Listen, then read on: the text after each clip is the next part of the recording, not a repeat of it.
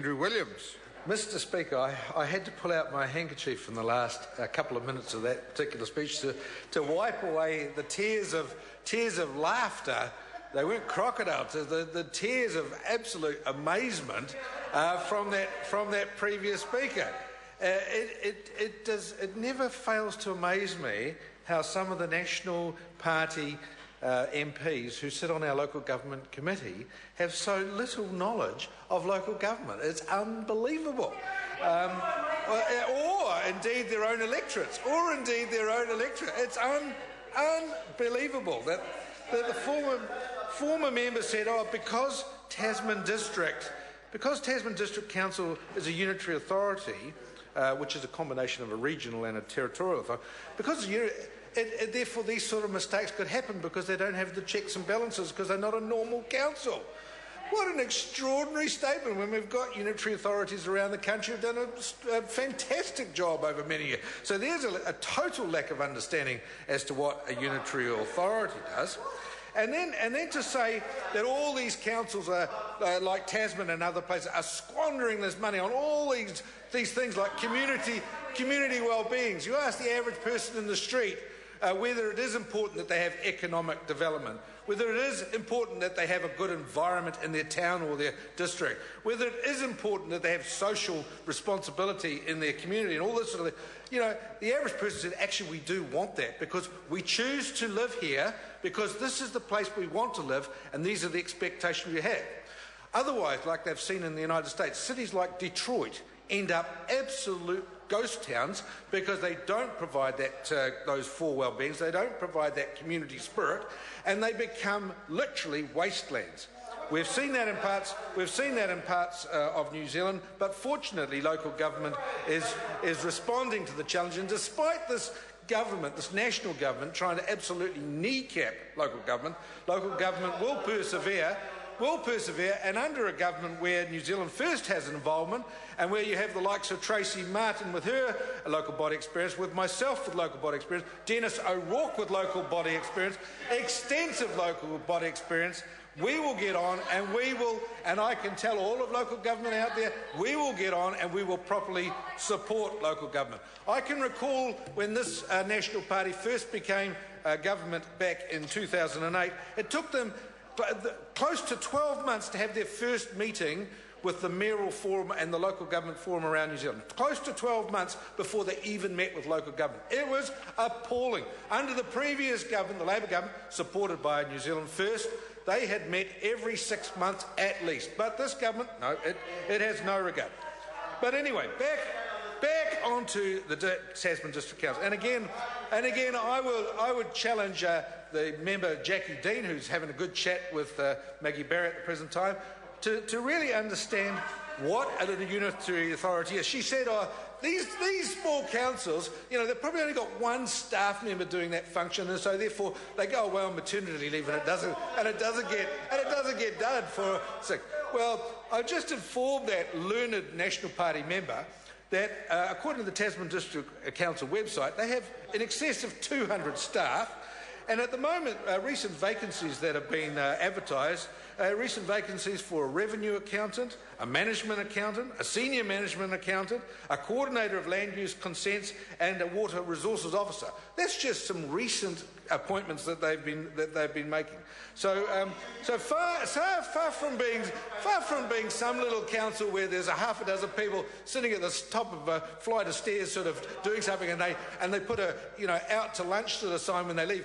Tasman District Council is a significant council covering a large area, doing a good job and doing a very, very responsible job in that part of the South Island. But having said that, they made some errors, and they were very simple errors in terms of what they did with setting their rates in that period.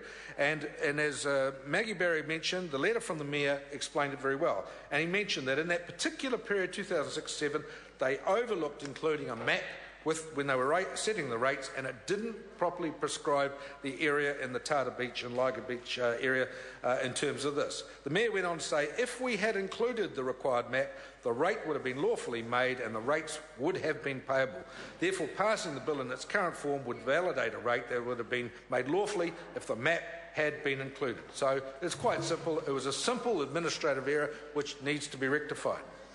He further went on to say, we have explained to you, this is to the Select Committee, that the Tata Beach and Liger Bay ratepayers receive a service from the stormwater infrastructure provided in their communities, and they pay for this through our club approach. In our view, not only is there no legislative powers to remit the rates, but it also would be not equitable to remit the rates to the Tata Beach and Liger Bay ratepayers. Our reasons for this are that it would mean other ratepayers in the district would then have to pay for stormwater services, including those at Tata Beach and Liger Bay, while the ratepayers in Tata Beach and Liger Bay don't pay anything. So quite obviously it was not going to be fair to do that, and in the end Damien O'Connor brought this to the House, and fair enough. But in so doing, it's very interesting, Mr Speaker, that this opens a bigger can of worms in terms of the local government amendment bill that's going through our Select Committee at the moment as well, and where again the National Party is wanting to do away with development contributions. And we hear from the learned Maggie Barry, who's having a good chat with Jackie Dean at the present time again, but we heard from Maggie Barry that you know, they want to do away with things like development contributions and all this sort of thing.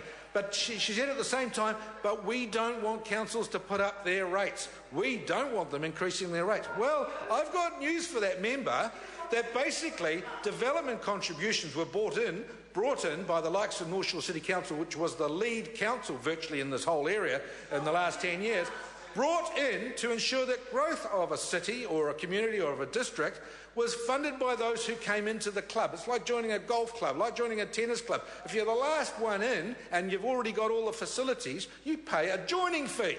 You pay a joining fee to join the club. It's the same in local government. If developers want to come in and set up a whole new subdivision and they're coming into a city and they haven't contributed anything at that point in time, they pay a development contribution as their contribution to join the club, to then provide all the services across the city. And it is a total nonsense on the part of this national government to say that things like swimming pools, like libraries, like other community facilities of that nature should not be paid from development contributions, that they should be paid from the existing ratepayer base. That is absolutely nonsense, because when you are planning, like we were on the North Shore for the new Albany Library to be built for a growing population, we had to start taking development contributions 7, 8, 9 years ahead of when the new library was going to be required, from the new subdivisions, from the new sections, from the infill housing, from the people cutting off their back lawns, so that when the population got to that point, we could build the library with the funding. You don't wait till everybody's there and then say, oh, we've got an extra 40,000 people in our city and they can't read a book because the nearest library is 14 kilometres away. Well, that's not what you do. So unfortunately, Mr Speaker, it is interesting to hear the comments from the national government. They will get this, and then they have in many of the others. When we went through other local government legislation last year and the year before, it was astonishing how much the National Party members were ignorant of most of the facts in relation to local government. Totally ignorant. Even Paul Goldsmith over there, who wrote John Banks's biography, seemed to have a lack of understanding of how local government operated. So basically, Mr Speaker, I would suggest that many of the National Party Local Government Environment Committee members, they actually should maybe take the next recess, go off and learn Local Government 101, find out what actually local authorities do around New Zealand, go and spend some time with Local Government New Zealand, go and speak to some of your local, but they don't come down off their high horses and speak to mayors and councillors, they don't like to do that, and go and actually find out how local government operates in this country. And as a result, we might end up, and we've only got two tiers of government in New Zealand, a central government and local government, they might actually realise that central government and local government are mutually supportive of each other, and it's not central government trying to kneecap local government all the time. Paul Goldsmith. Well, I have never listened to a speech from that member that hasn't been twice as long as it needed to be. But